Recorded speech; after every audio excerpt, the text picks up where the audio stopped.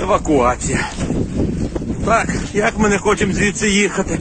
Як ми тут привикли. Курва мать.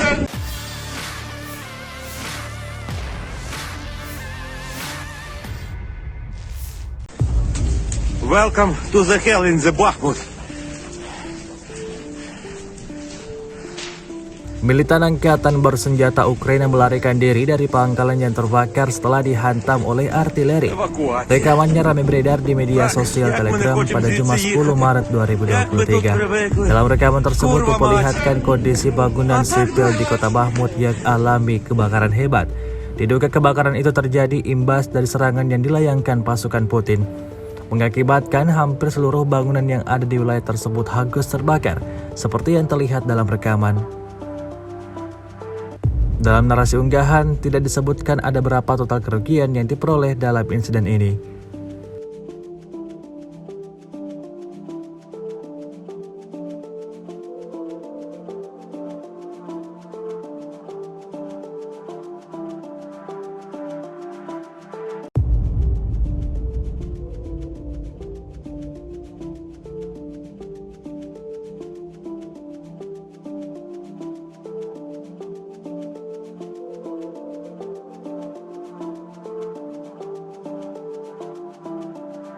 Dilaporkan Rusia, 399 pesawat Ukraina, 218 helikopter, 3.366 kendaraan udara tak berawak, 410 sistem rudal anti pesawat dieliminir sejak awal operasi khusus.